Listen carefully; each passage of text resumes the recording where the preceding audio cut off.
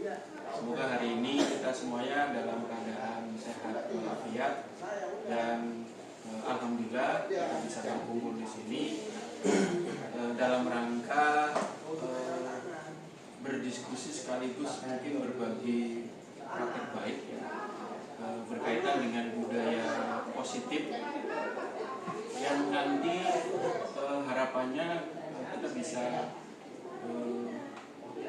bertukar pikiran kaitannya bagaimana menumbuhkan budaya positif yang ada di sekolah kita atau mungkin yang ada di ruang-ruang kelas gitu. Karena kalau kita bicara budaya positif ini menjadi sebuah kebiasaan, kemudian menjadi sebuah tradisi yang harapannya menjadi ciri, menjadi identitas kita gitu. Nah, bagaimana nanti kita bisa menumbuhkan itu semuanya sehingga berdampak pada siswa kita, yaitu siswa-siswi SMA Negeri Cabang 1 Sukatani. Di samping itu juga mungkin kita di sini berharap ya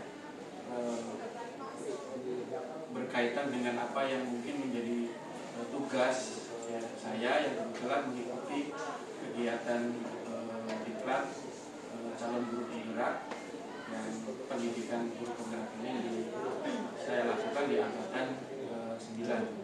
Yang mungkin sekaligus juga pada kesempatan ini saya mengucapkan terima kasih kepada Bapak Ibu yang mungkin bisa hadir di sini meluangkan waktu ya untuk duduk berbarengan di sini ya untuk kita berdiskusi berkaitan dengan budaya positif.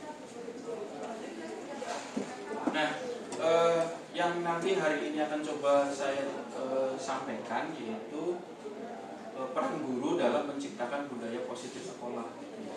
Jadi sepertinya memang kita sebagai guru ya harus menciptakan itu gitu kan ya. Nah, budaya-budaya yang mungkin bisa kita munculkan gitu kan ya. Entah itu secara umum di sekolah ya, kemudian mungkin juga di ruang-ruang kelas itu yang bersentuhan dengan anak. Tapi ini memang perlu kita lakukan. Nah, sejauh mana kita sebagai guru itu bisa berperan untuk mewujudkan itu semuanya. Nah, ini tugas kita gitu ya, yang harus kita coba lakukan dan semau kita gitu ya untuk bisa mewujudkan itu semuanya. Nah, sebelum itu mungkin ada beberapa pertanyaan sebagai pemantik ya, sebagai pemicu di ruang diskusi kita hari ini ya, sekaligus mungkin diseminasi. Yang pertama, apakah dari pernyataan-pernyataan yang ada di sini mungkin Bapak Ibu setuju gitu atau mungkin tidak? Nanti sedikit pernyataan dari Bapak Ibu ya. Yang pertama, kalau kita bicara tentang hukuman ya, apakah itu nantinya bisa menciptakan satu kedisiplinan anak gitu kan ya. Kita bicara di hukuman, kata kuncinya ada di hukuman. Dan mungkin ini sering kita lakukan gitu kan ya. Bagaimana yang memang kita punya tanggung jawab itu semuanya, tapi yang kita lakukan adalah bentuknya hukuman. Ya, nah nanti mungkin sedikit saya minta pendapat dari Bapak Ibu. Ya, apakah Bapak Ibu setuju gitu ya berkaitan dengan hukuman dapat mendisiplinkan anak? Kemudian yang kedua, pemberian hukuman dengan hal positif seperti membaca, mungkin juga membersihkan halaman sekolah dapat meningkatkan disiplin anak. Gitu ya. Nah ini mungkin pernah saya lakukan gitu kan ya. Dalam rangka tadi ya kita bagaimana memberikan satu treatment, meluruskan kembali bahasanya seperti itu dari pola ataupun perilaku yang dilakukan oleh anak-anak kita ya, karena kita kan di frame-nya adalah bagaimana kita sebagai orang yang bersama-sama ingin mendidik anak-anak kita gitu ya, dan berbagai upaya kita lakukan gitu kan. Nah, salah satunya mungkin ya seperti ini, hukuman dengan hal positif seperti membaca atau membersihkan halaman sekolah ya, dapat meningkatkan disiplin anak, atau apakah dapat meningkatkan disiplin anak. Kemudian yang ketiga, memberi penghargaan gitu kan. Nah, apakah ini juga dapat meningkatkan motivasi anak gitu kan. Nah, untuk penghargaan ini apakah bisa seperti itu ya. Nah, pertanyaan-pertanyaan pemantik inilah yang mungkin nanti kami atau saya sedikit meminta tanggapan dari Bapak Ibu ya, yang nanti kita sedikit tahu gitu kan. Dan saya pikir memang ya nggak masalah gitu kan ya, apa yang kita sudah lakukan hari ini selama ini yang kemudian nanti bisa menjadi satu introspeksi, menjadi refleksi kita, apakah yang kita lakukan itu memang sudah pas, sudah sesuai ya dengan apa yang kita lakukan dan kemudian dengan anak gitu ya. Nah, ini mungkin yang pertama gitu kan ya. Nah, yang pertama tadi ya, hukuman dapat mendisiplinkan anak. Mungkin dari Bapak Ibu ya, pernyataan ini apakah setuju atau tidak? Setuju gitu ya, ya setuju. Baik ya, jadi kita mungkin setuju ya, karena tadi mungkin dalam pikiran kita lurus-lurus saja gitu kan ya. Bagaimana perilaku anak yang mungkin menyimpang gitu kan ya, ya kita harus kasih treatment dalam bentuk hukuman. Yang kedua, ya, pemberian hukuman dengan hal positif seperti membaca atau membersihkan halaman sekolah, apakah ini juga dapat meningkatkan disiplin anak gitu? Bisa, apalagi bisa, ya. Kemudian memberikan penghargaan dapat meningkatkan motivasi belajar anak gitu. Setuju juga. Ya. Nah, ini pertanyaan-pertanyaan yang mungkin sebagai pemantik di awal di dalam proses diskusi kita hari ini ya, tentang budaya positif, yang harapannya tadi di judul depannya kita bisa berperan ya di dalam mewujudkan budaya positif itu. Oke, ini ya. Tadi bagaimana peran kita ya sebagai guru untuk dapat mewujudkan budaya positif itu gitu ya. Nah, guru harus dapat mewujudkan budaya positif sekolah gitu kan. Nah, yang bisa mungkin kita lakukan ya di dalam upaya kita mewujudkan budaya positif sekolah ya, ini pertama-tama yang bisa kita lakukan ya berkaitan dengan pemahaman konsep-konsep paling tidak lima hal ini gitu ya. Nah, sehingga tadi pertanyaan pemantik itu bisa kita refleksikan, apakah apa yang kita lakukan hari ini atau mungkin sebelumnya itu sudah sesuai dengan kebutuhan atau mungkin sesuai dengan proses pendidikan anak-anak kita. Nah, nanti mungkin yang nanti kita coba diskusikan, kita coba sampaikan di sini. Yang pertama adalah disiplin positif. Kemudian yang kedua, bagaimana kita memahami motivasi perilaku manusia berkaitan dengan hukuman dan penghargaan. Ya. Kemudian yang ketiga, posisi kontrol seorang guru. Ya. Dan yang keempat ini pembuatan keyakinan sekolah atau kelas, dan sekaligus penerapan segitiga restitusi dalam rangka penyelesaian masalah. Nah, semoga rangkaian ini menjadi bahan yang mungkin nanti kita bisa membuat satu langkah yang konkret bagaimana kita melakukan pendidikan terhadap anak-anak kita, siswa-siswi SMA Negeri 1 Sukatani, dalam rangka mewujudkan budaya positif sekolah. Nah, sampai dengan hari ini ya kita sudah bekerja gitu ya. Tapi mungkin pada saat kita bekerja, berperilaku, ada dorongan-dorongan yang mungkin menjadi dasar kita melakukan berbagai pekerjaan itu. Ya. Mungkin dorongan itu bermacam-macam gitu kan ya. Ya, saya yakin antara teman di sini ya, satu orang dengan orang lain di dalam melakukan dorongan atau bekerja ini akan berbeda-beda gitu ya. Ya, akan berbeda-beda. Mungkin misalkan ya, kalau boleh saya tanya Bu Melda misalnya baru datang apa gitu kan ya, kenapa Bu Melda misalkan ingin menjadi guru atau sekarang menjadi guru gitu kan, motivasi apa sih atau dorongan apa sih yang muncul dalam diri Bu Melda gitu misalkan, kira-kira apa Bu Melda? Pada saat ya jawab aja sebenarnya nggak masalah. Kita mungkin saya ingin apa gitu kan ya. Cita-citanya kayak Cita-cita gitu. Cita-cita gitu kan ya. Ya, moga Bu. Ya Bu Melda punya cita sebagai guru itu menjadi sebuah ya cita-cita gitu kan ya. UIN misalnya. Sekarang menjadi guru, dulu kenapa gitu kan? Atau ada dorongan apa gitu kan? Apa Bu kira-kira Bu? Iya. Kalau waktu itu pengen jadi guru, pertama semua keluarga guru. yes. Terus Motivasi eksternal. Iya. terus kalau di biologi karena gurunya waktu SMA itu the best. Wish. Itu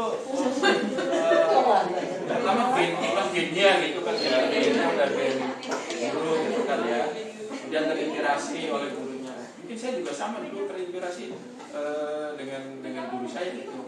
Kenapa mengambil guru sejarah gitu kan ya, karena guru sejarah saya juga enak gitu kan ya, orangnya rapi gitu kan. Kalau berangkat pakai Vespanya juga rapi gitu ya.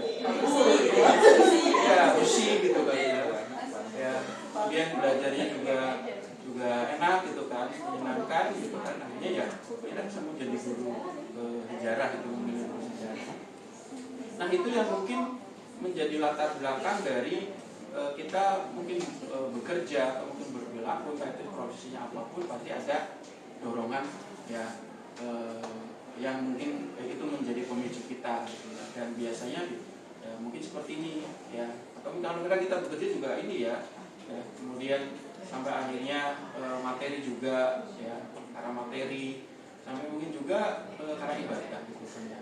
Nah, ini sih apa yang mungkin bisa terjadi ya, pada saat kita berperilaku atau mungkin bekerja sebagai apapun. Nah, secara garis besar ya, mungkin kalau kita bicara tentang perilaku manusia, ada yang memang didorong ya, baik itu dari faktor atau motivasi eksternal ya, maupun nanti mungkin dari motivasi internal ya. Nah, misalkan kalau kita bicara tentang motivasi eksternalnya ya, perilaku manusia kecenderungannya biasanya dalam rangka untuk menghindari ketidaknyamanan gitu ya. Ya. Biasanya ada yang seperti itu, atau menghindari hukuman. Saya kalau tidak melakukan ini nanti mungkin akan dihukum gitu kan ya. Nah, itu biasanya seperti itu. Gitu. Ya, wajar gitu kan ya. Iya, apa-apa karena itu memang motivasinya seperti itu. Gitu. Ada yang memang benar-benar ketidaknyamanan gitu kan ya. Kalau nanti saya tidak melakukan seperti itu nanti dihukum, itu kan tidak nyaman gitu kan ya.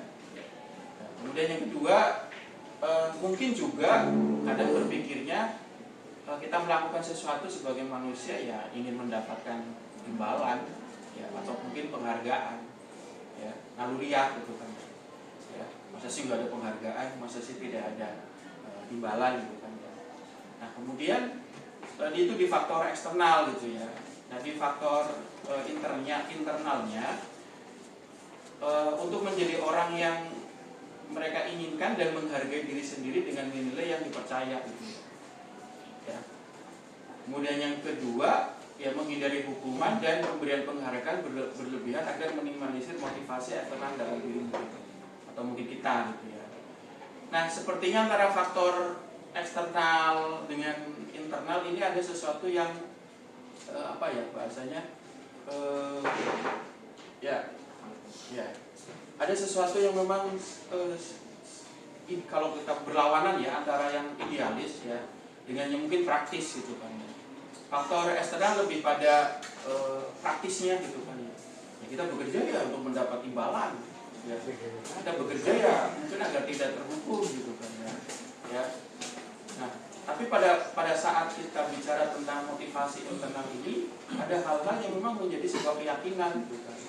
Nah, bagaimana dua hal ini ya bisa mendorong kita apa yang kita lakukan itu nanti bisa bermanfaat atau mungkin bisa menjadi tanggung jawab kita, menumbuhkan tanggung jawab kita ya. Nah, mungkin Bapak Ibu atau Bapak Ibu saya juga yakin Bapak Ibu sudah bisa bagian mana yang mungkin bisa menumbuhkan keyakinan itu gitu ya. Tanggung jawab maupun nilainya. Nah, kemudian kalau kita bicara tentang disiplin gitu ya, apa sih disiplin yang ada dalam pikiran kita? Mungkin biasanya akan kaitannya dengan ini dulu gitu kan ya. Disiplin akan berkaitan dengan bagaimana mewujudkan tata tertib yang teratur gitu. Ya. Kemudian disiplin juga akan selalu berkaitan dengan kepatuhan pada peraturan gitu kan. Sampai mungkin disiplin di sana juga kita akan mengenal hukuman gitu. Ya. Dan yang mungkin yang ketiga dalam bicara tentang disiplin ini menjadi budaya kita atau mungkin bisa kita artikan makna kata disiplin ini dimaknai menjadi sesuatu yang dilakukan seseorang ya pada orang lain untuk mendapat kepatuhan.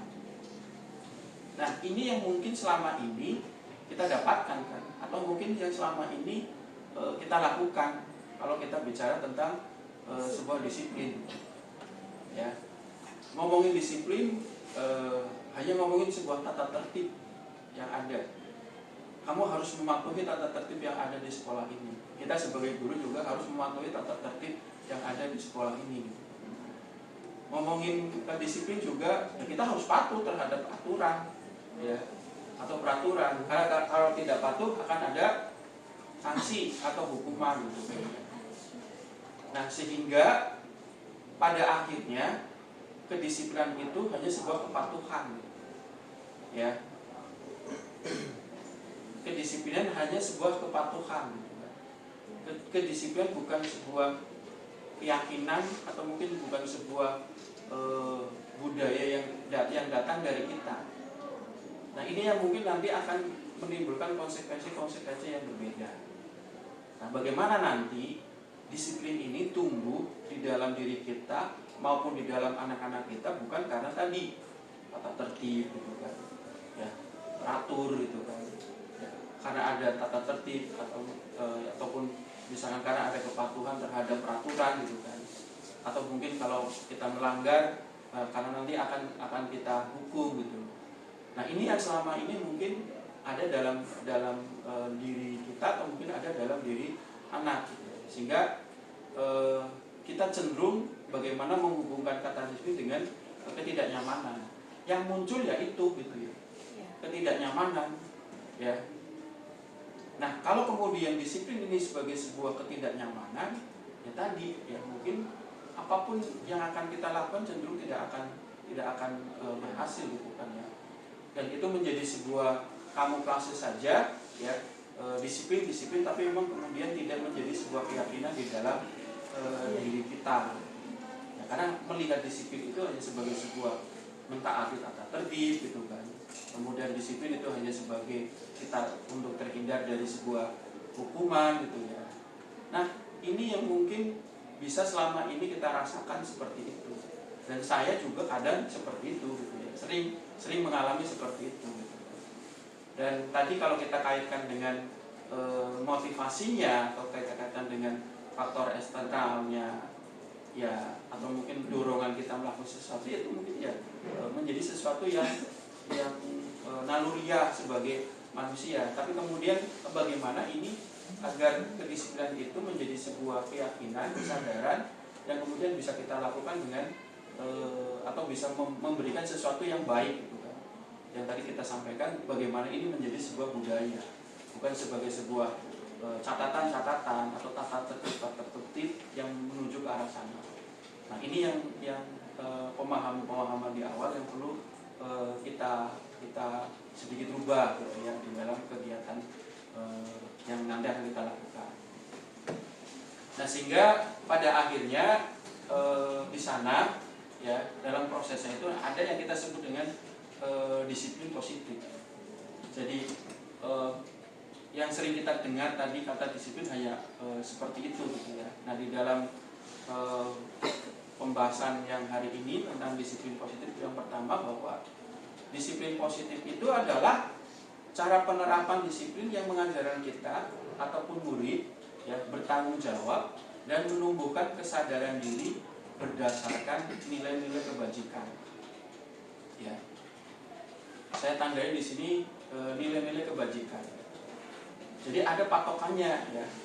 Kalau disiplin itu sebagai satu penerapan disiplin yang mengajarkan kita, mengajarkan kepada murid untuk bertanggung jawab, sekaligus menumbuhkan kesadaran diri gitu ya. Bagaimana kita bertanggung jawab, bagaimana kita muncul kesadaran diri, tentunya dasarnya adalah di nilai-nilai kebajikan. Nah, nanti akan sedikit apa sih itu nilai-nilai kebajikan ya. Kalau mungkin di sosiologi itu atau di antropologi itu ada nilai-nilai yang kaitan dengan budaya-budaya universal yang dimiliki oleh setiap manusia dimanapun ada manusia itu berada gitu ya, dia akan memiliki budaya atau nilai-nilai universal ini yang kemudian menjadi pegangan ya, pada akhirnya menjadi pegangan. Nah, kalau kemudian itu nanti menjadi pegangan, maka itu yang kemudian mungkin bisa kita katakan sebagai budaya positifnya di situ. Nah, kemudian kalau kita bicara tentang disiplin positif akan lebih ke arah disiplin diri yang dapat mengontrol diri gitu, dalam melakukan segala tindakan. Nah, bagaimana nanti kita sebagai guru kontrol diri apa yang bisa kita miliki ya dalam proses dalam berinteraksi dengan anak-anak kita, dengan siswa-siswi kita gitu kan. Nah, ini yang nanti bisa kita pahami selanjutnya.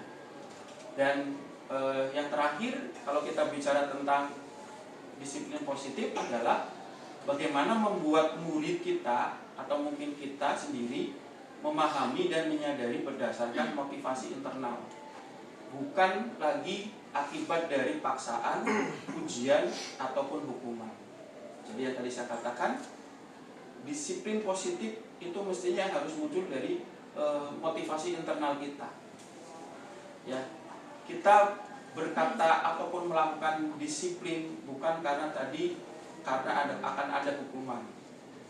Ya, kita akan melakukan atau memiliki paham disiplin positif bukan karena ujian atau mungkin penghargaan.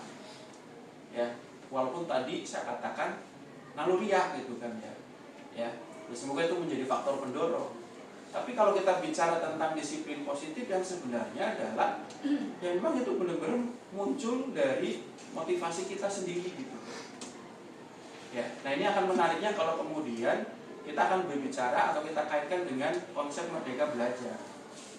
Ya, selama ini mungkin merdeka belajar asosiasinya adalah apa kira-kira Bapak Ibu? Pemahaman Bapak Ibu bisa. Merdeka belajar itu apa sih? Apakah ya udah kita belajar terserah saya gitu kan? Ya. Belajar sesuai dengan karakter siswa. Belajar sesuai dengan Gaya belajar siswa. ya apa? Gaya belajar siswa gitu kan ya.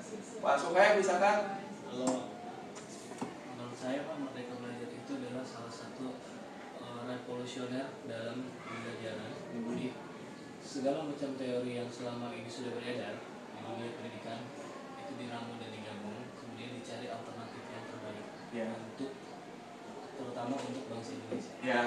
ya, Bu Resa, kemudian Pak Suherman sudah sedikit memberikan gambaran tentang merdeka belajar dari sudut pandang mungkin siswanya, mungkin gurunya gitu kan. Tapi roh dari merdeka belajar yang kemudian kita kaitkan dengan tadi disiplin positif gitu, yang harapannya disiplin positif itu muncul dari diri dia gitu ya, bukan karena dorongan eksternal gitu kan, tapi memang faktor internal gitu kan, ya.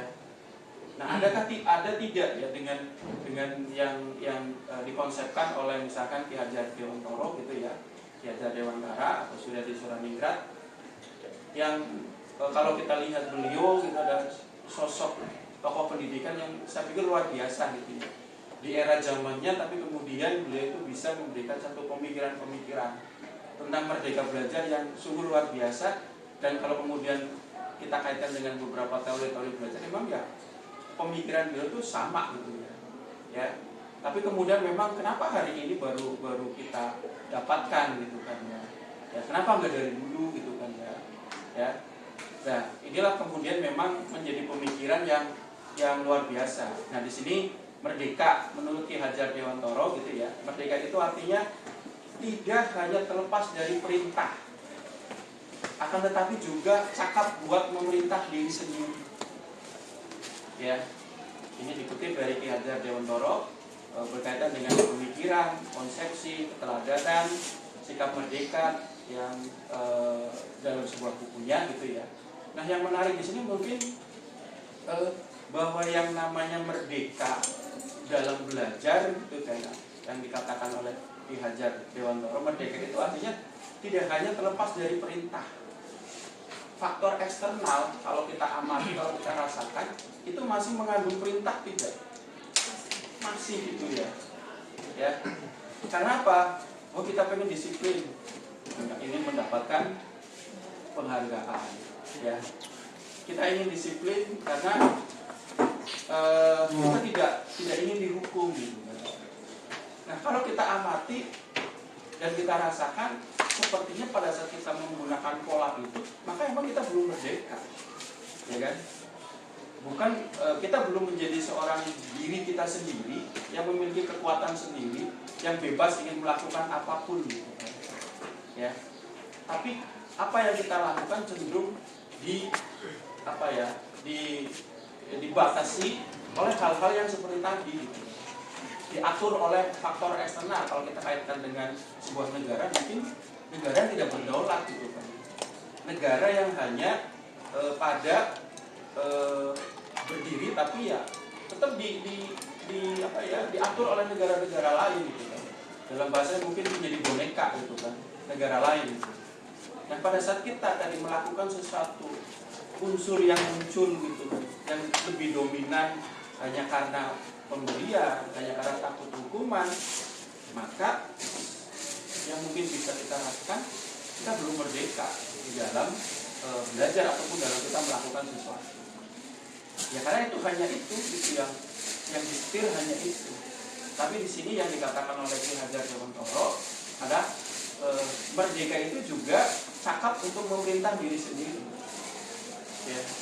Kalau kita ngomongin disiplin itu sebagai sebuah keyakinan kita, ya, yang kuat, ya, yang kemudian kita menjadi sosok yang independen gitu, ya, yang pada akhirnya ya tadi akan muncul nilai-nilai positif dari orang itu, ya, sebagai sosok yang bertanggung jawab, sebagai sosok yang memiliki kekuatan, ya, yang memang tidak tergantung dari orang lain. Nah, ini yang kalau saya pahami gitu ya dari apa yang pelajari, bagaimana kaitannya dengan menumbuhkan disiplin positif dengan merdeka yang kemudian hari ini atau sampai dengan hari ini dikait-kaitkan dengan proses pembelajaran yang mungkin pembelajaran yang merdeka, anak yang belajar merdeka dan sebagainya.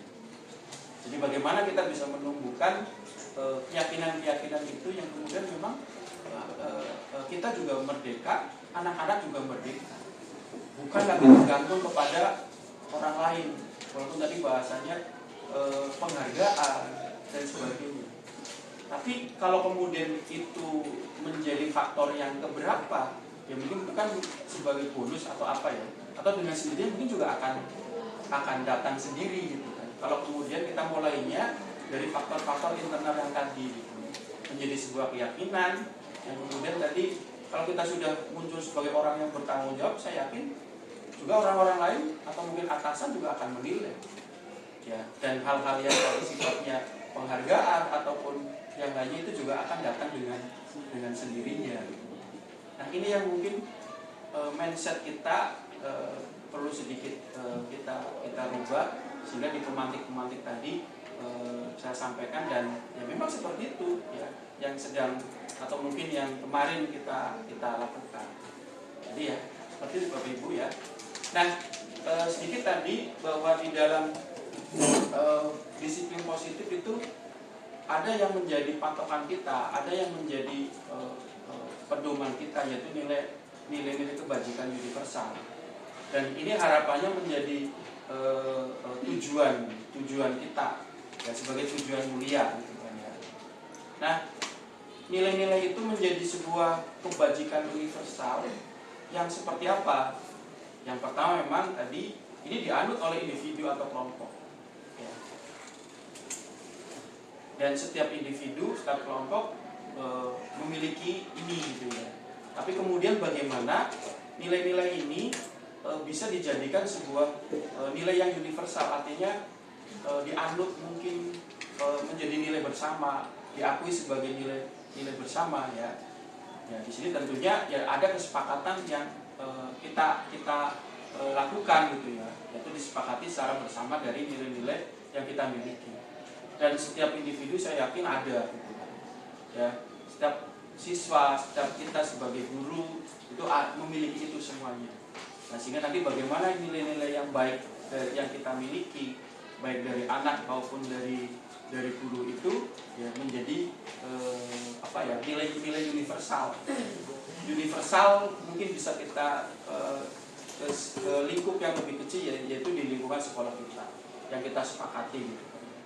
Nah, kalau kita bicara lagi nilai-nilai universal yang sifatnya lingkupnya adalah nasional, ya tentunya kita mengacu kepada apa yang sudah dicanangkan oleh pemerintah, yaitu profil pelajar Pancasila. Ya, mulai dari beriman, bertakwa kepada Tuhan Yang Maha Esa gitu ya. Kemudian berkebinekaan global gitu ya.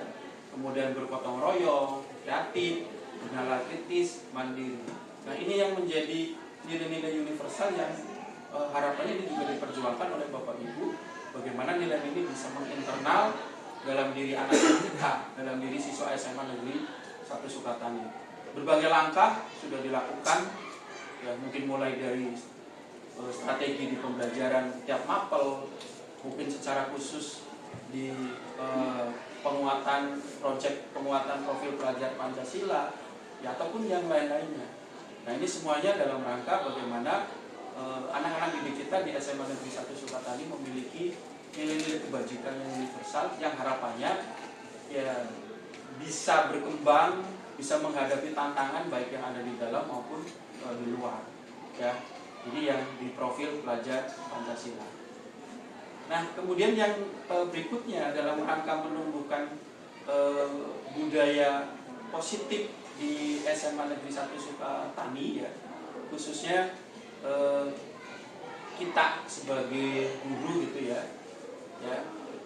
bagaimana sih kita sebagai guru kontrol yang bisa kita posisikan gitu kan ya, untuk terus menjaga ya nilai-nilai kebajikan yang sudah dicanangkan sampai akhirnya mungkin bisa menginternal di anak gitu kan ya, dengan proses tetap berpihak kepada anak ya, karena walaupun apapun yang kita lakukan di dalam proses pembelajaran, di dalam proses pendidikan ini selalu kepada kepentingan anak gitu kan ya. Ya, kita akan selalu melihat dari kepentingan anak. Nah, bagaimana kontrol kita sebagai seorang guru dalam rangka secara umum mewujudkan budaya positif yang ada di sekolah kita. Yang pertama, mungkin kadang kita sebagai guru kontrolnya adalah ini penghukum gitu ya. Yang pertama mungkin saya juga sering atau mungkin kadang masih melakukan seperti itu, apalagi kemudian dipancing dengan anak-anak yang berperilaku ya mungkin di luar ya kadang kita melakukan itu. Nah, apakah di dalam proses pendidikan yang diajarkan di kurikulum Merdeka sesuai dengan filosofi pendidikan Ki Hajar Dewantara ini sesuai atau tidak gitu. tapi ini ada gitu kan ya kan ya Bapak Ibu ya, kita sebagai guru kontrol kita untuk ke anak-anak kita ya sebagai kita lakukan sebagai penghukum gitu kan. Ini yang pertama. Kemudian yang kedua, membuat merasa bersalah gitu kan ya, di anaknya gitu kan ya, ini juga mungkin ya pernah kita lakukan. Kemudian yang ketiga, teman gitu kan ya. Kemudian yang keempat, pemantau. Yang kelima, manajer. Dari kelima ini nanti kira-kira posisi yang sebaiknya itu di mana gitu kan ya, untuk menciptakan budaya positif di sekolah kita ya kan ya, yang tidak hanya di anak tidak hanya di guru, tapi kemudian di dalam proses pembelajaran sesuai dengan tugas kita untuk bisa ya menghasilkan satu anak didik kita yang memang benar-benar berkualitas, cerdas dan lain-lainnya gitu ya. Tapi paling tidak kontrol yang kita miliki ya ini gitu ya. Kurang lebih gambarannya seperti ini ya. Di situ ada motivasi ya, guru berbuat ya, guru berkata, kemudian hasilnya seperti apa gitu kan ya. Kemudian kaitannya dengan dunia yang berkualitas itu bagaimana, kemudian murid berkata ya, kemudian dampaknya pada murid itu seperti apa. Nah, identitas ini di sini di kolom ini disebutkan ya, identitas gagal, kontrol dari luar, yang harapannya ini menghindari hukuman sebenarnya gitu ya. Nah, posisi kita sebagai kontrol ya, guru sebagai kontrol penghukum, biasanya ya kita mungkin seperti ini, hadir, menunjuk-nunjuk ya, menyakiti, menyindir gitu kan. Ya kan? Ya seperti itu kan ya. Ya. Kemudian kadang kita juga berkata, kalau kamu tidak melakukannya awas ya gitu kan. Ada seperti itu ya. Ya kan? Kemudian hasilnya biasanya apa? Biasanya memberontak gitu kan ya. Sebenarnya anak dalam hati itu memberontak, tapi karena dia masih apa ya, hormat banget sama kita, mereka pendem gitu biasanya. Tapi kadang juga bentuk pemberontakannya juga beda gitu kan ya. Bentuk pemberontakannya juga beda-beda gitu kan. Tapi itu kadang ya itu sebagai pelampiasan mereka berontak gitu kan. Ya. Tuh gitu kan. Kemudian murid meletakkan guru di luar dunia yang berkualitas gitu. Ya, kenapa? Itu sebagai bentuk kekecewaannya gitu kan. Bapak ngomong apa sih? Di sini biasanya kadang kemudian 10. sehingga murid akan berkata, biarin saja, nanti juga marah-marah lagi. Itu kan? Iya, kalau dari itu berarti ya juga ada respect gitu kan. Ya. Dan kecenderungannya apakah ini berhasil? Ya, sepertinya tidak berhasil gitu kan. Mereka akan mengulangi kesalahan-kesalahan yang dia lakukan lagi. Kalau kemudian kita sebagai penghukum seperti itu, ya. Kemudian yang kedua, membuat orang merasa bersalah. Ya. Kadang kita juga guru seperti itu. Iya, iya. Nggak apa-apa gitu kan. Maka tadi saya bilang juga, ya saya juga apa ya, pernah gitu kan, atau mungkin melakukan seperti itu karena ya, tadi tujuannya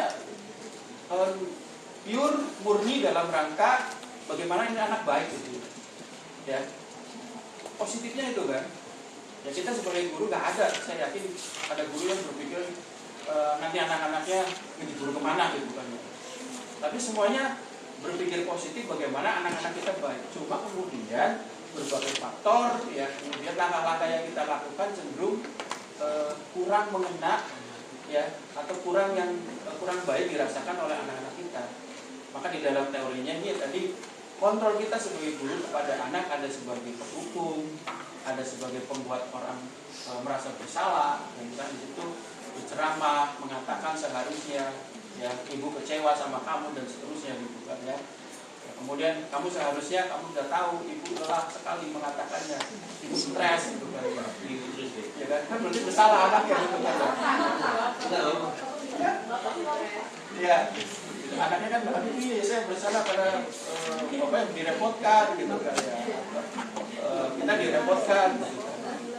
Kemudian hasilnya mungkin yang menyembunyikan atau menyangkal atau berbohong. Kadang bisa seperti itu. Nah, kaitannya dengan dunia yang mungkin berkualitas, ya murid meletakkan dulu di dalam dunia berkualitas ini sedikit mulai ya. Kemudian murid akan berkata, ya maafkan saya, bisa jadi seperti itu, ya. Kemudian nanti dampaknya bagaimana? Ya bisa jadi, ya karena di pihak yang bersalah, ya mungkin bisa jadi merasa rendah diri ataupun yang lain. Ya. Ini yang kedua, ya kontrol kedua. Ya. Dan cenderungannya ini sebagai sebuah identitas yang gagal di dalam proses pendidikannya. Kemudian identitas berhasil, ya, ini mengharapkan imbalan atau tergantung pada orang lain, ya. Misalnya ini sebagai teman, ya, membuatkan alasan-alasan untuk muridnya, ya. Biasanya gurunya seperti itu. Kemudian nanti di siswa, ya, di situ dituliskan, ayolah lakukan demi ibu gitu kan, ya. Ya, masa kamu tidak mau gitu kan? Ya, ingat bahwa ibu tidak pernah, atau ingat tidak ibu pernah bantu gitu kan? Ya, ada memang hasilnya ketergantungan gitu kan, ya, dari siswa itu. Ya. Kemudian murid meletakkan guru sebagai orang yang sangat penting di dunia berkualitas. Ya, sedangkan nanti mungkin murid akan berkata, ya saya pikir bapak ibu, ya teman saya, ya memang ternyata begitu. Gitu. Nah ini kalau kita lihat dampaknya memang cenderung lemah, ya tidak mandiri dan sangat tergantung, ya dari anak-anaknya. Nah kemudian yang kontrol yang berikutnya adalah di pemantau gitu kan, ya. Di sini mungkin guru berbuat menghitung dan mengukur gitu kan, ya. Kemudian apa peraturannya gitu kan, ya. Sampai akhirnya mungkin hasilnya diharapkan bisa menyesuaikan diri bila diawasi gitu kan, ya, dipantau gitu kan. Kemudian kaitan dengan dunia yang berkualitas, bagaimana murid meletakkan ya, peraturan dan hukum di dunia yang berkualitas. Jadi fokusnya ada di peraturan dan hukum. Salah berarti mungkin nanti dihukum karena dipantau. Kemudian murid berkata berapa banyak bintang yang saya harus peroleh gitu kan. Ya, dan dipantau gitu kan, ya. Kalau bintangnya kecil gitu kan, ya. Ya, sedikit dapatnya, ya. Atau berapa halaman yang harus saya tulis gitu. Ya, masih faktor eksternal gitu ya. Ya, ini masih faktor eksternal gitu. Yang akhirnya menitik beratkan pada sanksi atau hadiah untuk dirinya. Walaupun nanti mungkin bisa didebatkan, ya, antara tadi sanksi dan penghargaan. Ya, di pertanyaan pemantik itu, apa hukuman itu juga bisa mendisiplinkan, apa penghargaan itu juga bisa meningkatkan disiplin, ya. Nah, kalaupun nanti seperti apa bisa dipakai, ya itu di diskusinya gitu kan. Maka tetap masih dipakai. Tapi di frame yang kita bicarakan di sini memang harapannya itu muncul dari diri, gitu ya. Muncul dari individunya itu. Ya. Nah, sehingga nanti yang terakhir di sini bahwa identitas berhasil sukses sebagai kontrol diri yang nanti bisa menghargai diri sendirinya gitu ya. Ya. Kontrol yang terakhir adalah manajer, mengajukan pertanyaan-pertanyaan. Ya. Ya. Biasanya gurunya gitu kan ya. Kemudian guru akan berkata apa yang kita yakini gitu kan. Ya. Karena tadi bahwa setiap individu mempunyai keyakinan, nilai-nilai yang kemudian bisa dijadikan sebagai nilai universal. Selama kemudian nilai itu bisa disepakati gitu kan. Ya. Jadi harapannya ya ini nanti kembali lagi ke keyakinan-keyakinannya. Ya. Kemudian menguatkan pribadi, ya hasilnya harapannya bisa seperti itu. Dan ya, kaitannya dengan dunia yang berkualitas, ya murid meletakkan dirinya sebagai individu yang positif dalam dunia yang berkualitas. Kemudian murid berkata, ya bagaimana caranya saya bisa memperbaiki keadaan. Ya. Kemudian yang terakhir dampaknya mengevaluasi diri, bagaimana cara memperbaikinya. Nah, dari 1, 2, 3, 4, 5 apa yang kita bicarakan dari awal, sebaiknya kita sebagai guru di posisi kontrol yang mana? Manajer. Manajer. Iya. Kenapa di manajer gitu? Kenapa di manajer? Gitu.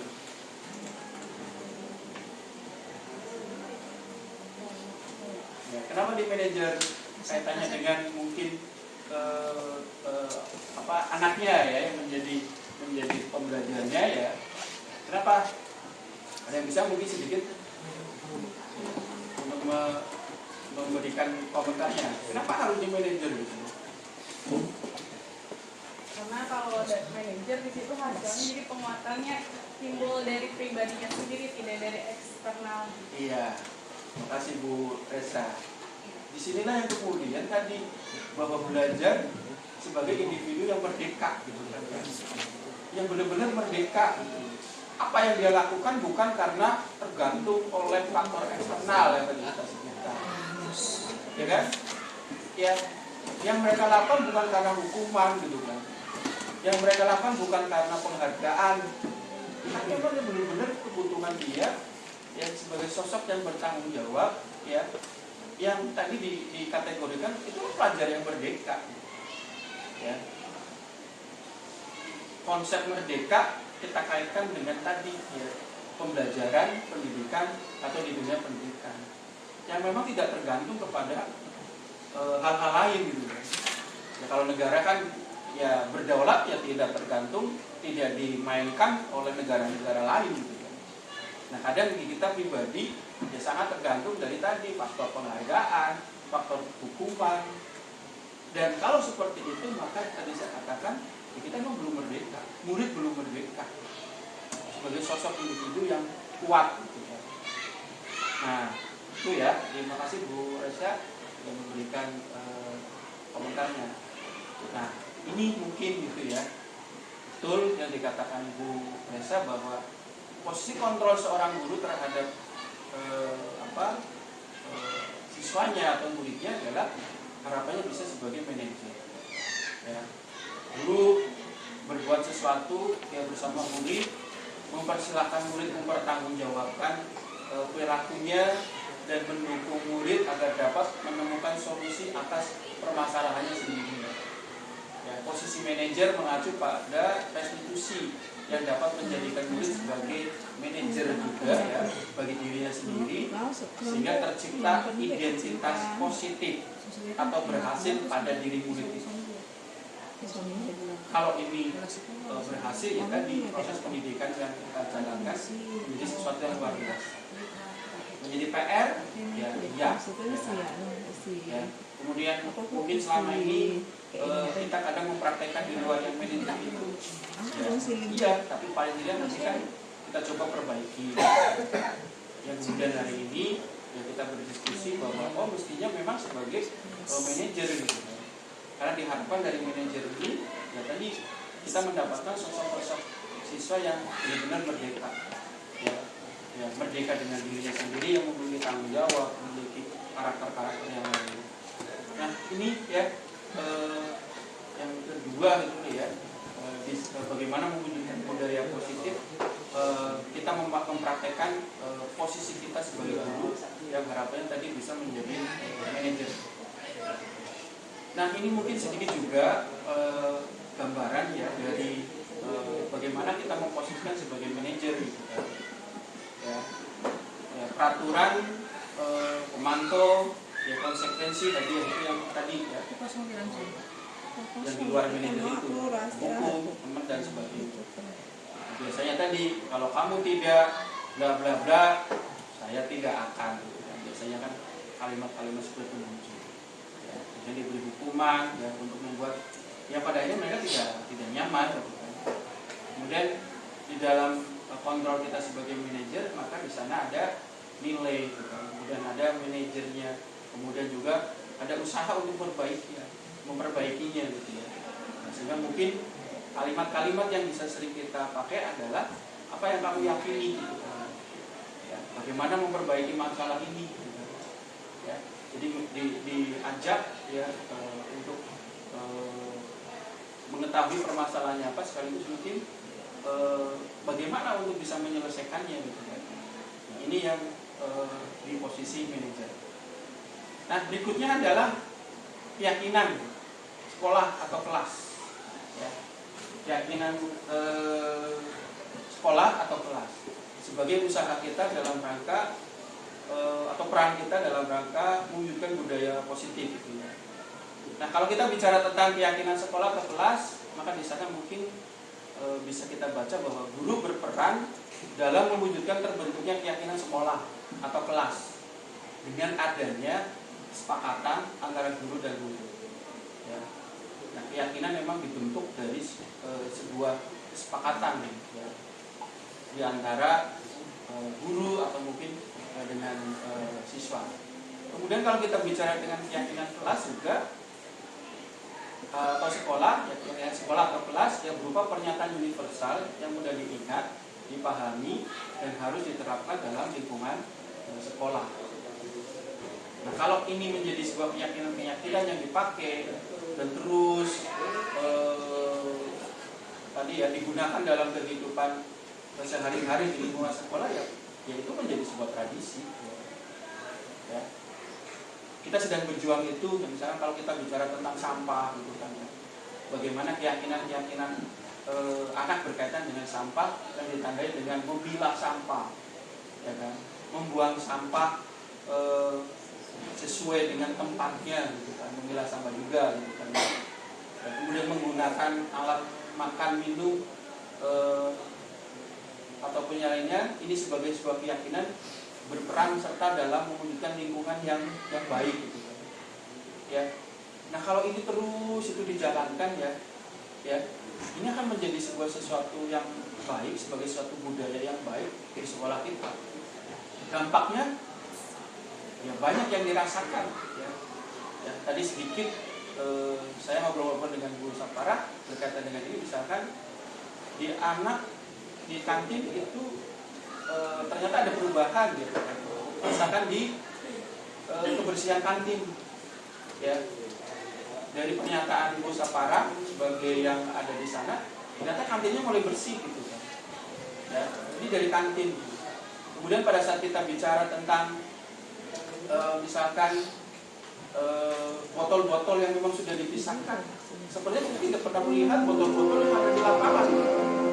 Ya, sebelum ini mungkin banyak gitu.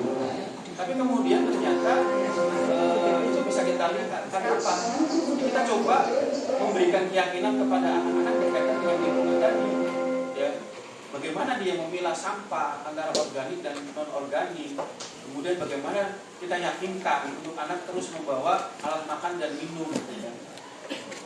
Yang pada akhirnya memang ya dampaknya saya pikir luar biasa ya untuk lingkungan kita. Yang tadi saya katakan salah satunya memang ya bersih, kemudian tidak ada sampah-sampah plastik, botol dan sebagainya yang berserakan di lapangan gitu kan, atau di lingkungan kita ya. Karena memang sudah ditempatkan gitu kan, sesuai yang sudah kita tetapkan. Nah, ini kan kenapa bisa seperti itu? Karena memang ada keyakinan, ada sesuatu yang kita tanamkan kepada anak-anak kita bahwa ini menjadi keyakinan bersama tentang bagaimana peran kita untuk menjaga lingkungan sekolah, ya, terutama di lingkungan sekolah. Nah, makanya mungkin sebaiknya bagaimana nih kalau kita bicara keyakinan? Biasanya kalau kita bicara keyakinan akan selalu berhadapan dengan yang namanya sebuah peraturan. Tinggal nanti Bapak Ibu harapannya yang bisa dipakai yang mana? Apakah yang ditonjolkan peraturan ataukah keyakinan? Nah, sedikit saya gambarkan. Kalau kita bicara peraturan, maka di sana akan selalu kembalikan, misalnya, contohnya selalu kembalikan buku ke tempatnya. Ini sebuah aturan kan. Tapi kalau kemudian keyakinan kelas, maka yang kita munculkan adalah tanggung jawabnya. Ya, nilai keyakinan itu yang harus kita sampaikan. Kemudian misalnya di situ juga dilarang mengganggu orang lain. Ya, sebenarnya apa sih keyakinannya? Ya, untuk menghormati orang lain. Ya, jadi bukan peraturannya ya yang kita tekankan, tapi adalah keyakinannya. Menghormati orang lain itu menjadi sebuah nilai yang memang harus ada dalam diri anak itu. Kalau anak itu sudah meyakini bahwa menghormati orang lain itu ada, ya, saya yakin ya tidak akan terjadi misalnya tadi mengganggu orang lain, ya, ataupun melukai orang lain. Ya. Kemudian hadir di sekolah ini sebelum pembelajaran dimulai gitu kan, ya, menghormati orang lain dan tentunya mungkin keyakinan tentang sebuah komitmen. Gitu. Ya, dilarang melakukan kekerasan gitu kan. Ya, keselamatan menghormati orang lain gitu. Ya. Kemudian dilarang menggunakan narkoba kesehatan, dilarang merokok, ya pasti kecenderungannya tidak akan mengena gitu kan ya, karena apa, dia nggak yakin tentang kesehatan gitu. Ya, sehingga alasannya macam-macam gitu ya. Kemudian bergantian atau menunggu giliran, ini kan menghormati orang lain juga bersabar, gunakan masker gitu kan, kesehatan, keselamatan, jangan berlari di kelas atau koridor, ini keselamatan di kampung. Nah, sehingga mungkin kalau kita bicara peraturan itu memang lebih banyak kata-kata dilarang gitu kan ya, dan seterusnya. Dan kecenderungannya kalau kita gunakan itu maka bisa transfer ya? itu akan sulit mengena ke anak. Maka bagaimana caranya kita memberikan pemahaman-pemahaman yang kuat tentang tanggung jawab gitu ya kepada anak itu. Ya. Caranya mungkin strateginya yang bisa kita ganti gitu. Ya. Jangan kemudian mungkin lebih banyak dilarang ataupun biaya lainnya, tapi benar-benar kita berikan keyakinan-keyakinan tentang yang kita inginkan gitu, agar itu memang bisa menginternal, bisa tumbuh di dalam diri anak. Susah, tapi ya itu memang prosesnya harus kita coba lakukan gitu. Nah sehingga gitu ya, nanti dalam menjalankan peraturan ataupun keyakinan ya, keyakinan kelas atau sekolah, pasti di sana memang ada pelanggaran, pastilah gitu kan ya, yang akan terjadi gitu ya. Nah untuk itu mungkin kita yang tadi saya katakan bagaimana nih untuk menanganinya gitu kan ya, untuk menyelesaikannya ya, apakah dengan penegakan peraturan beserta sanksi-sanksinya, ataukah ya menekankan keyakinan yang harapannya itu bisa menginternal di dalam diri anak ya, atau dalam diri kita ya, di sana mungkin nanti ada bentuk hukuman atau konsekuensi. Nah, apakah yang seperti ini ya, nanti kita lihat. Nah ini mungkin ya perbedaan hukuman dan konsekuensi misalnya dalam hukum itu sesuatu yang menyakitkan harus terjadi. Kalau itu hukuman ada dampaknya pasti ya. Sama mungkin ya kalau dampak psikologis ya itu akan lebih sakit gitu kan ya. Kemudian membuat anak sakit ya fisik maupun hati ya untuk jangka waktu yang lama. Ya. Kemudian anak membenci kedisiplinan, trauma mungkin bisa jadi ya. Kemudian cenderung memang paksaan ya, mendorong anak menyakiti diri sendiri ya. Kemudian konsep diri yang buruk ya, tentang tadi itu pengalaman pahit dan sebagainya ya. Anak belajar untuk menyembunyikan kesalahan ya, tidak jujur gitu kan ya, marah, rasa bersalah, dipermalukan, merasa tak dihargai. Nah ini biasanya hal yang timbul pada saat kita mungkin mempraktekkan ini gitu kan ya. Nah kalau kemudian kita bicara konsekuensi gitu ya, kita akan selalu akan bicara tentang bahwa apa yang kita lakukan ya itu menjadi sesuatu yang harus terjadi gitu. Kemudian membuat anak merasa tidak nyaman dalam jangka waktu yang pendek, ini juga cenderung seperti itu. Kemudian anak menghargai disiplin ya, stimulus tanggapan yang mendorong anak agar mudah menyesuaikan diri ya, konsep diri yang baik ya, anak belajar untuk mematuhi peraturan ya, kehilangan hak ya, dibuat tidak nyaman ya, dan diasingkan mungkin sementara waktu gitu kan ya. Nah ini sedikit perbedaan antara hukuman dan konsekuensi, sehingga bagaimana nih ya yang bisa kita lakukan, teknik apa yang dapat kita gunakan untuk menangani satu kekeliruan dari murid kita ataupun siswa kita. Nah salah satunya adalah dengan segitiga restitusi. Sedikit kalau kita bicara segitiga restitusi, yang pertama di sana langkah-langkahnya adalah menstabilkan identitas. anak ya. Kemudian yang kedua nanti ada validasi tindakan dari apa yang dia lakukan itu yang salah gitu kan ya. Mereka juga harus tahu gitu kan bahwa tindakan itu salah ya. Nah, tapi kemudian bagaimana kita bisa meyakinkan gitu kan bahwa apa yang dilakukan itu salah, dan mungkin setiap orang pernah mengalami kesalahan, tapi jangan kemudian memang didonkan begitu saja gitu kan ya. Maka diyakinkan. Kenapa harus diyakinkan? Ya agar bagaimana dia bisa memperbaiki gitu kan ya dari kesalahan yang mereka lakukan gitu kan. Nah ini gambarannya seperti ini ya, tentang segitiga restitusi yang mulai dari menstabilkan identitas, validasi kebutuhan ya, kemudian menanyakan keyakinan seperti apa ya. Nah ini kita sedikit contoh ya, saya ambil dari PMM, mungkin Bapak Ibu yang sudah belajar tentang PMM ya. Restitusi dikembangkan oleh pakar pendidikan dan dosen berlandaskan pada teori kontrol Dr. William Gleiser. Segitiga restitusi adalah suatu proses dialog yang dijalankan oleh guru atau orang tua agar dapat menghasilkan murid yang mandiri dan bertanggung jawab. Pada saat guru di posisi manajer, aspek yang dikembangkan pada murid adalah motivasi intrinsik, sehingga penanaman nilai-nilai kebaikan dapat tumbuh dan berkembang menjadi suatu kebiasaan positif yang akhirnya membentuk karakter. Proses dialog ini terdiri dari 3 langkah yang digambarkan pada ketiga sisi pada segitiga restitusi. Sisi pertama adalah menstabilkan identitas. Sisi yang kedua adalah validasi tindakan yang salah. Dan sisi yang ketiga adalah menanyakan keyakinan.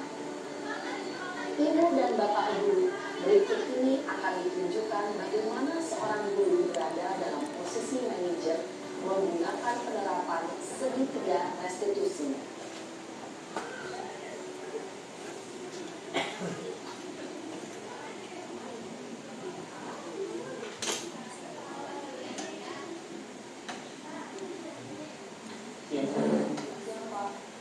Sudah lama nggak ketemu Sarah?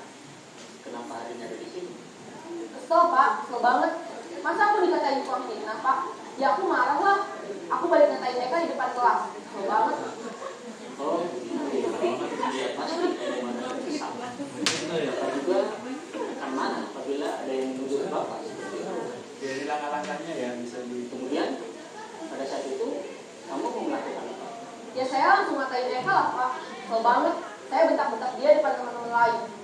Oh begitu. Pasti kamu melakukan seperti itu karena suatu alasan tertentu kan? Iyalah, masa saya diam saja Pak? Ya saya bela diri lah. Masa saya dituduh tukang fitnah? Ya wajar lah. Mempertahankan harga diri itu sesuatu yang penting buat kamu. Untung kamu tidak bertindak lebih gegabah lagi, hanya membentak-bentak. Iya Pak. Untung saya masih bersabar dan hanya membentak saja. Sudah gemes padahal, saya pasti bela diri lah. Ya pasti ya. Tapi kamu memilih untuk tetap bertahan dan bersabar. Kamu memilih untuk tidak berbuat lebih parah lagi kan? Iya. Nah, sekarang coba kita lihat lagi tindakan kamu yang bentak-bentak Eka di kelas. Tindakan kamu itu kira-kira sesuai dengan keyakinan kelas atau prinsip kamu tidak? Enggak lah Pak. Capek Pak jadi pemarah. Jadi keyakinan atau prinsip mana yang kurang sesuai dengan keinginan kamu? Ya, saya sebenarnya sangat menghargai orang lain. Mungkin saat itu saya menjadi emosi. Jadi tidak menunjukkan sikap itu. Kamu meyakini tidak? Menghargai orang lain itu penting buat kamu. Yakinlah Pak. Iya, setuju. Kita harus saling menghargai. Namun, ada juga keyakinan yang kita sepakati yang perlu kita jalankan apabila kita sedang marah, bukan?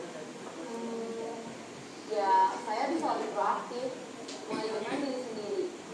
Saya bisa jadi lebih sabar, mengambil waktu jeda untuk berpikir mau apa selanjutnya. Kira-kira kamu bersedia memperbaiki masalah ini tidak? Sedia Pak. Kalau kamu memperbaiki masalah ini, kamu akan menjadi orang seperti apa? Saya akan menjadi penanggung jawab lalu ya Pak. Dan senantiasa proaktif. Iya, menurut kamu bagaimana rasanya menjadi orang seperti itu? Ya nyaman lah, bangga bisa bersabar dan mengerti. Baiklah kalau begitu. Yuk kita pikirkan bagaimana memperbaiki masalah ini.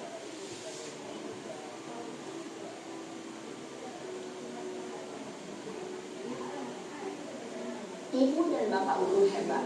Baru saja kita menyaksikan contoh bagaimana seorang guru berada dalam posisi manajer menggunakan penerapan segitiga restitusi. Mari kita bahas satu persatu. Pada sisi pertama, menstabilkan identitas berdasarkan pada prinsip bahwa membuat kesalahan adalah bagian dari proses pembelajaran. Sisi pertama dari segitiga ini berperan menggeser identitas murid dari identitas gagal ke identitas sukses. Murid yang sedang bertingkah laku yang tidak pantas atau menarik diri saat itu sedang mengalami identitas gagal. Bila kita mengkritiknya, maka posisinya tidak akan berubah. Kita bisa mengajukan pernyataan-pernyataan ini. 1. Membuat kesalahan sesuatu yang wajar. 2. Manusia tidak ada yang sempurna. 3. Kita bisa memperbaiki masalah ini. 4. Saya tidak menanyakan kesalahannya. Saya lebih fokus bagaimana memperbaiki masalah ini. 5. Apakah saat ini kamu pernah menjadi orang yang baik untuk dirimu sendiri? Pada sisi kedua, validasi tindakan yang salah berlandaskan pada prinsip bahwa setiap perilaku berupaya memenuhi suatu kebutuhan tertentu. Guru yang telah memahami teori kontrol akan bergeser dari pemikiran stimulus respon menjadi proaktif dan mencoba untuk mengenali tujuan dari perilaku murid, mengenali dan mengakui kebutuhan murid ini dapat memperbaiki hubungan dengan murid tersebut. Pernyataan atau pertanyaan bisa disampaikan dengan nada suara tidak menghakimi atau memojokkan, sehingga dapat mengembalikan murid pada posisi positif. 1. Kamu bisa saja bertindak lebih gegabah lagi dari ini. 2.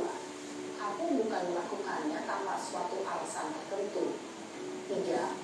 Kamu melakukannya karena mempertahankan sesuatu yang penting bagimu. 4. Mungkin kamu bisa mempelajari suatu perilaku baru yang lebih efektif. Bersediakah kamu mempelajarinya? Selanjutnya, kita akan simak sisi terakhir, yaitu menanyakan keyakinan.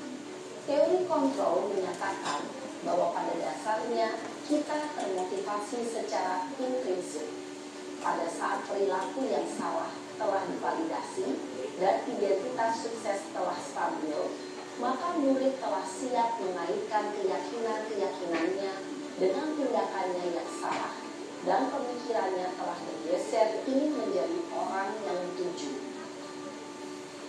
Pertanyaan-pertanyaan ini dapat mengaitkan keyakinan-keyakinan yang dianut murid.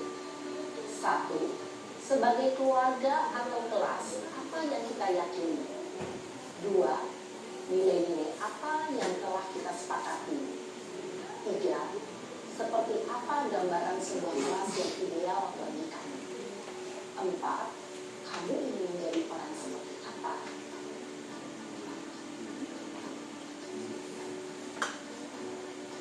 Dalam menerapkan segitiga restitusi, perlu diperhatikan beberapa hal, yaitu 1. Perilaku yang salah perlu dikaitkan dengan nilai-nilai atau keyakinan-keyakinan yang telah disepakati atau dituju. 2. Kesediaan orang yang melakukan kesalahan untuk memperbaiki masalah. 3. Pemecahan masalah sebisa mungkin relevan atau memiliki hubungan dengan masalah yang ada. 4. Usaha. Perlu adanya suatu usaha perbaikan dari pihak yang berbuat kesalahan. 5. Waktu. Perlu didedikasikan waktu dari pihak yang berbuat kesalahan. Tanyakan kapan akan mulai diberlakukan melakukan usaha untuk memperbaiki masalah. Dengan memahami struktur penerapan segitiga restitusi, diharapkan guru dapat menetapkan posisinya sebagai manajer dengan mengajukan pertanyaan-pertanyaan bermakna yang dapat membuat murid menjadi lebih percaya diri, bertanggung jawab, dan mandiri. Nah, Ibu Bapak Guru perlu tidaknya mengikuti ketiga tahapan dalam segitiga restitusi bergantung pada ringan beratnya suatu permasalahan. Misalnya, bila permasalahan tersebut ringan, maka tidak perlu dijalankan secara berurutan. Bahkan bisa semudah menanyakan apa keyakinan yang kita sepakati. Dengan menjalankan segitiga restitusi, dengan mengajukan pertanyaan-pertanyaan bermakna, diharapkan murid menjadi lebih kuat secara pribadi, dapat membuka wawasan murid agar dapat menyelesaikan permasalahannya sendiri, semakin percaya diri, mandiri, dan merdeka. Salam dan bahagia, Ibu Bapak Guru hebat. Ya, itu ya mungkin sebagai contoh dari aksi nyatanya menghadapi berbagai permasalahan kita, yaitu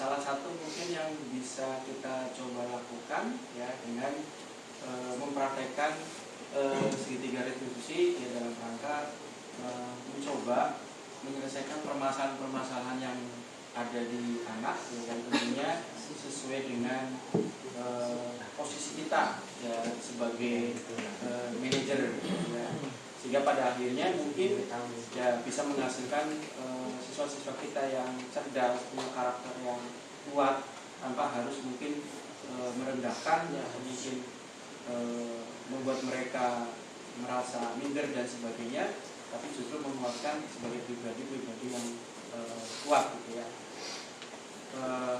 Ini ya beberapa hal yang tadi mungkin secara umum bisa kita simpulkan. Harapannya dengan kita menggunakan cara restitusi ya paling tidak kita ini menjadi sebuah pilihan ya untuk menguatkan murid ya. Kemudian tadi ya korban juga bisa mendapat gantinya gitu, dalam arti siswa yang salah tapi kemudian ya ada sesuatu yang bisa kita selesaikan ya, kemudian masalahnya terpecahkan, dan ini sebenarnya memang menjadi nilai positif yang bisa kita lakukan. Nah, membangun budaya positif yang ada di sekolah kita maupun di kelas, paling tidak tadi ya saya ulangi kembali lagi, bagaimana kita memaknai sebuah hukuman dan penghargaan ya, apakah ini menjadi pilihan yang pertama atau pilihan utama, atau ada hal-hal yang lain gitu kan. Tentu Bapak Ibu bisa menilai dampak-dampak yang bisa diakibatkan dari apa yang kita lakukan terhadap anak. Kemudian kontrol guru ya, bagaimana kita sebagai guru memposisikan kita dari beberapa kontrol guru yang ada ya, yang tadi kita mungkin sepakat bahwa salah satunya ya manajer gitu ya, yang bisa kita gunakan. Kemudian membuat satu keyakinan kelas ya sebagai pedoman atau patokan kita untuk mengingatkan kembali ya, sekaligus memberikan satu solusi bahwa apa yang dilakukan itu ya kembali lagi kepada keyakinan kelas yang memang benar-benar internal di dalam diri si anak ataupun di kelas itu ya. Dan terakhir ya, ini sebagai langkah konkretnya itu dengan segitiga restitusi yang harapan ini kalau sudah bisa kita lakukan, maka budaya positif di sekolah kita akan tercapai gitu ya. Dan itu saja mungkin yang bisa saya sampaikan. Terima kasih atas kedatangan dari Bapak Ibu yang mau mendengarkan, mau berbagi gitu ya, dengan kita dengan saya ya, berkaitan dengan budaya positif yang harapan ini menjadi bahan kita ya untuk merefleksikan langkah-langkah kita sebagai pendidik, guru itu harus seperti apa. Mohon maaf kalau ada hal-hal yang kurang berkenan. Saya ucapkan terima kasih dan Assalamualaikum warahmatullahi wabarakatuh. Terima kasih Bapak Ibu.